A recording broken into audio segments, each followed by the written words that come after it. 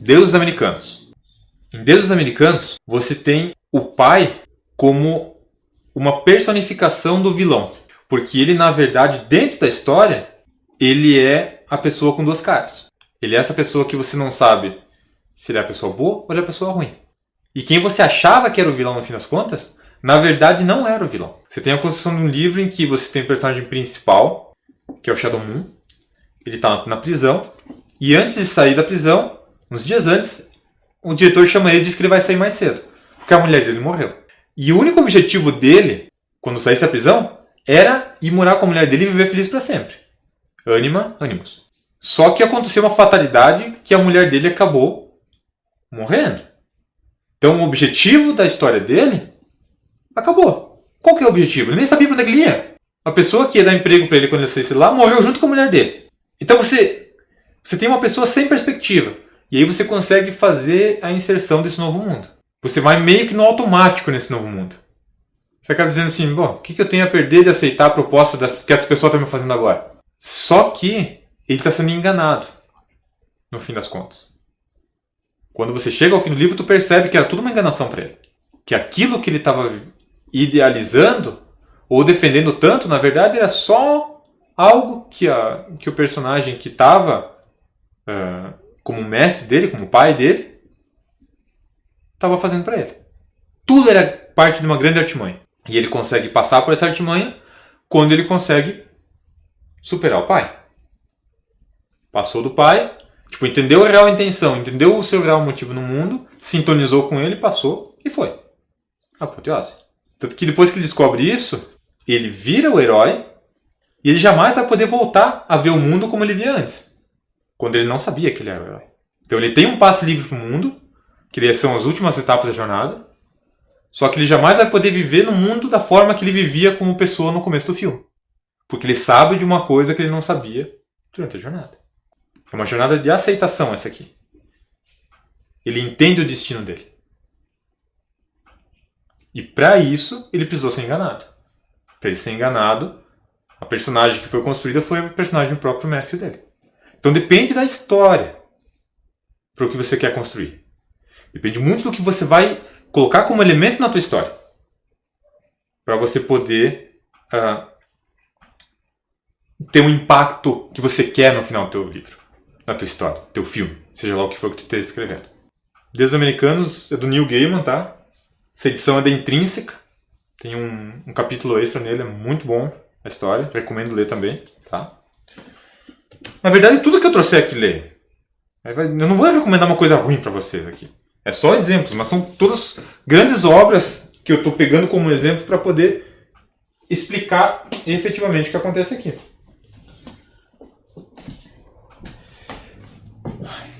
O clássico dos clássicos, Duna. Agora está com uma edição nova. Essa aqui é a edição da Aleph, eu acho. É a edição da Aleph. Agora tem uma nova edição em capa dura, que é da... qualquer editora. Mas é um espetáculo essa história.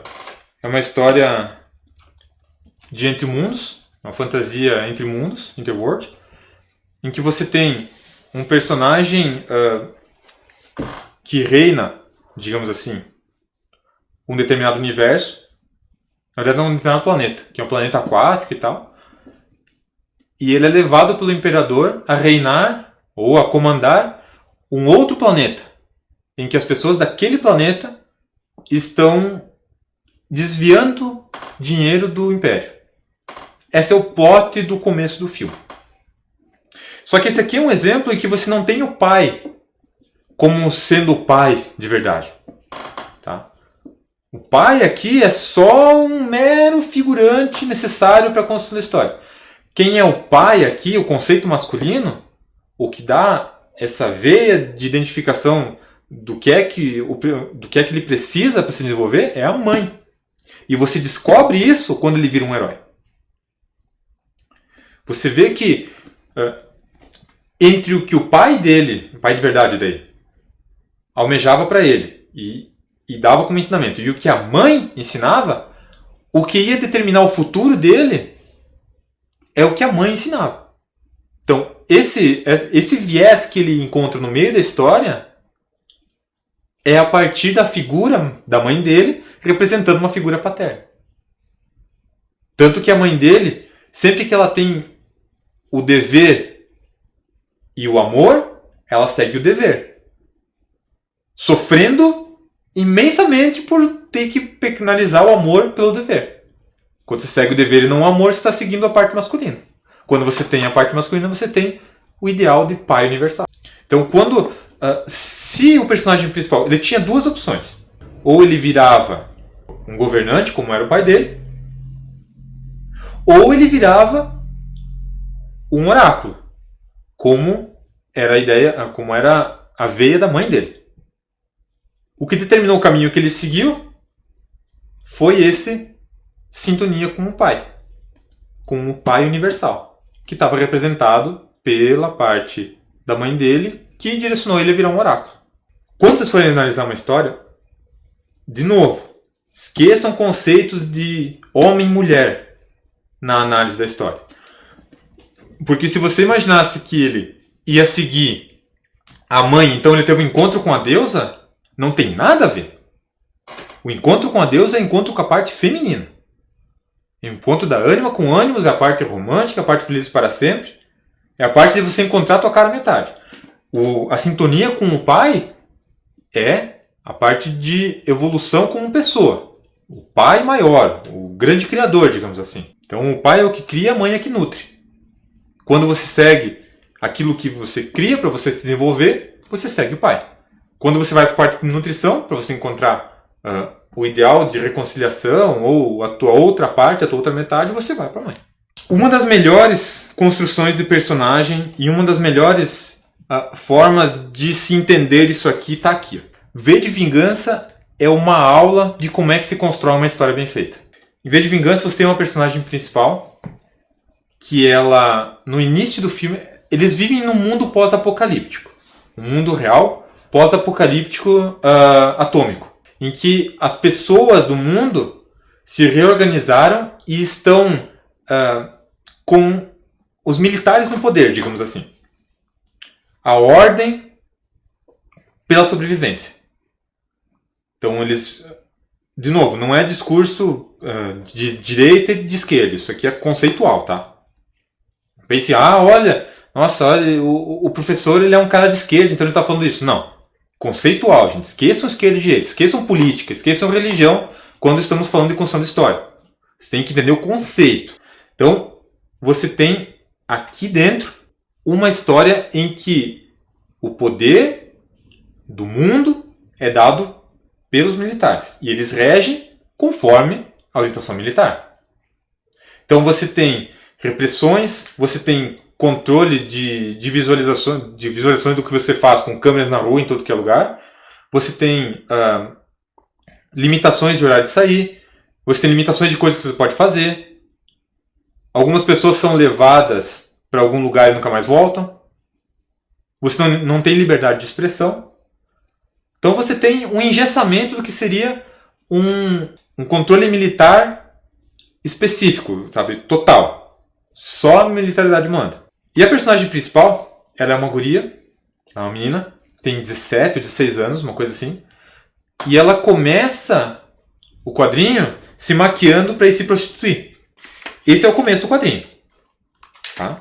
Ela está se maquiando e ela vai se prostituir.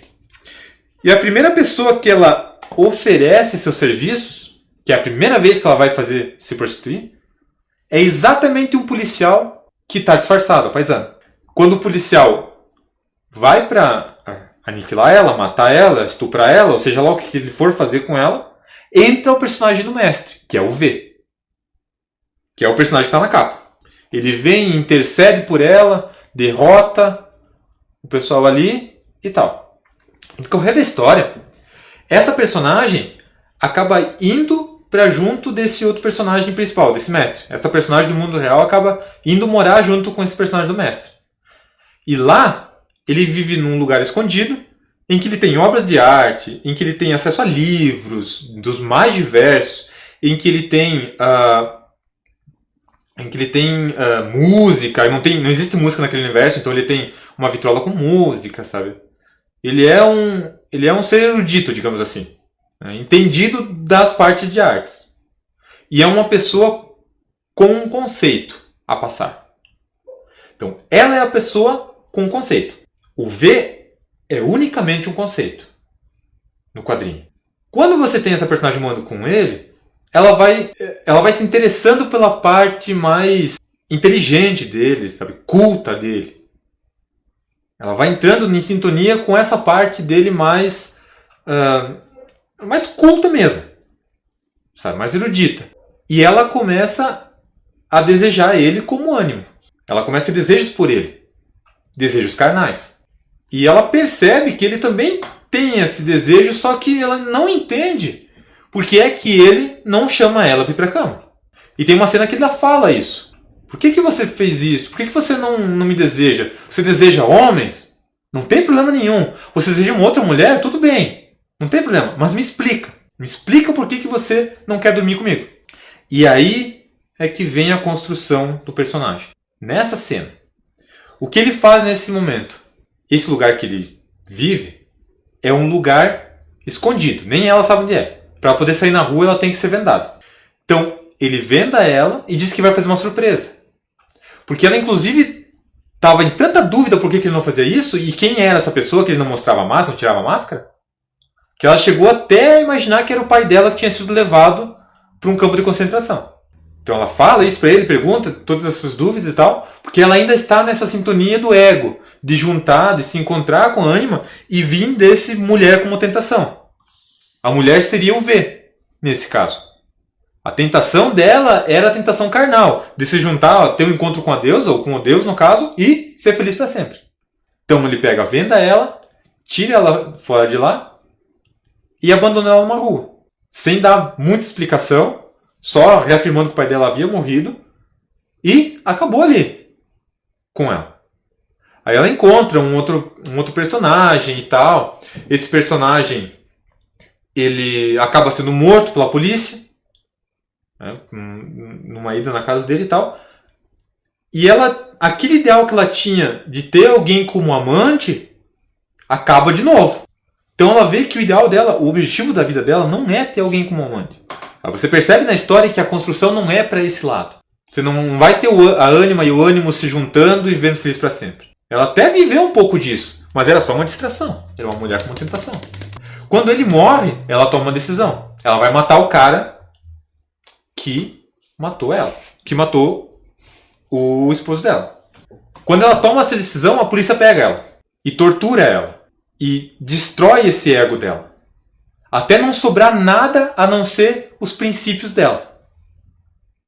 Como é que eles mostram isso? Eles fazem uma cena em que ela vai assinar uma confissão de que tudo que foi feito por ela, pelo codinome V, na verdade, que era o personagem que estava fazendo atentados e coisas que ela participava, é porque ela era obrigada. Porque ela havia sido estuprada e havia sofrido lavagem cerebral. E ele diz assim, vou colocar isso aqui num testemunho e você assina. A partir disso você vai ficar presa por uns 2 anos e depois vai poder começar uma nova vida, talvez até como policial. E ela diz, não, eu não quero isso. E o cara diz assim, não, se você não aceitar isso, você vai ser fuzilada. Ela diz, não, eu então vou ser fuzilada. No momento em que ela fala, eu vou ser fuzilada, ela entende qual que é o objetivo dela lá. Ela prefere morrer do que perder o seu conceito, do que perder aquilo que ela tem como princípio. Quando isso acontece, ela se transforma. E aí as máscaras caem. Quando isso tudo acontece, quando toda essa construção do personagem, ela entende o que é que aconteceu para ela, ela sintoniza com o pai e ela descobre que aquilo que ela estava vivendo era só uma encenação que o V estava fazendo para ela. Aí ela sai do ego totalmente e vira uma heroína. Aula de construção de enredo, tá? Baseado nisso aqui, tá aqui. Tá aqui dentro. Leiam com isso em mente. As próximas obras que vocês pegarem, sejam esses livros aqui, sejam isso aqui, seja qualquer outro livro que tenha um único personagem como sendo o personagem principal de transformação, Leiam com essa ótica. Descubram qual que é o real objetivo do teu personagem. E quando vocês vão escrever alguma coisa, tentem mentalizar isso como sendo o ideal. Tá? Identificar isso na construção do personagem de vocês. Saibam o que é fútil para o teu personagem, o que é mundano para o teu personagem e o que é divino. Construam uma sombra para esse personagem com base nisso, nessa construção. Que daí ela vai ter profundidade. Você vai dizer, olha, essa história realmente ela tem um peso subjetivo bem maior do que as outras. Eu consegui construir uma história que é mais coerente. E o último exemplo que eu vou trazer para vocês hoje é isso aqui. Essa bibliazinha aqui chamada Habib. Habib, ele foi escrito pelo Craig Thompson. Tá? E ele levou... Eu não me lembro agora de cabeça, então posso estar mentindo para vocês. Mas ele levou uns 17, 18 anos analisando a cultura muçulmana, inserido nela, aprendendo sobre, para construir isso aqui. Ele é um livro, ele é um quadrinho, né? Muito subjetivo, com muita construção de personagens com um fundo mais mítico, sabe? Algumas explicações míticas sobre o universo, sobre como é que funcionam as coisas, tá? Olha um exemplo de desenho dele. Deixa eu fazer mais perto. Ele tem algumas explicações que são necessárias nesse momento da trama. Ele tem explicações de algumas coisas do muçulmano mesmo, da religião, dos costumes, da construção. E a história permeia em uma garota que ela... Eu não me recordo bem certo o início da história, mas ela acaba ficando sozinha com outro menino mais novo. E para ela conseguir comida para eles dois, que eles moram escondidos dentro de um barco no deserto, ela precisa se prostituir. Isso novinha, 10 anos, 9 anos, uma coisa assim. Tá? Fazendo isso, ela consegue trazer comida para casa. Passa as caravanas, ela se prostitui, leva comida para casa. Tá? Só que acontece um momento em que eles vão crescendo e esse menino, que era bem mais novo, começa a entrar na puberdade. E começa a ter desejos por essa mulher que criou ele. Síndrome de Édipo. Você tinha um ideal de mãe, que você tinha uma aliança em forma de deusa, e você passa para a mulher como tentação. E ele acaba descobrindo, depois de um tempo, que isso não é o objetivo real dele. Sabe? Que ele precisa dessa sintonia com a deusa, que é o encontro dele, mas ele não pode fazer isso por meio do sexo. E a história se desenrola nesse lado. Tá? Então, aqui em Habib, é uma construção muito bem feita do encontro com a deusa. Real. Você tem esse ideal de mãe, no começo representado. Aí você passa pela síndrome de Édipo, da culpa por estar com essa mãe, por desejar essa mãe. E você tem a construção da mulher como tentação, nesse desejo de afastar, e depois você tem o retorno do encontro com a deusa, no final do livro. Que ele descobre, no final, que não interessa a parte sexual para eles dois se unirem. O que interessa para eles dois se unirem é o que eles sentem um para o outro. Ânima e ânimos. Independente de sexo. Independente de carnal. É conceitual, é divino, é heróico. Você sai dessa parte do ego, de só querer as coisas para o teu corpo, para as tuas necessidades, e vai para o que realmente importa. Essa parte aqui, quando forem escrever e vocês quiserem usar conceitos da jornada na escrita de vocês, se atentem a esse ponto aqui. Ó. Encontro com Deus, a mulher como tentação, sintonia com o Pai. Construam um primeiro ato que dê pistas para um desses três casos aqui, ou para mais de um desses três aqui. E construam a personagem de vocês indo em direção a esse embate aqui. Quando vocês fazem isso, vocês têm uma construção bem feita, heróica de um personagem. Novamente, não é uma regra. Isso aqui é um norte para quando você quiser construir uma história bem construída. Por hoje é isso. Um abraço para vocês e até a próxima.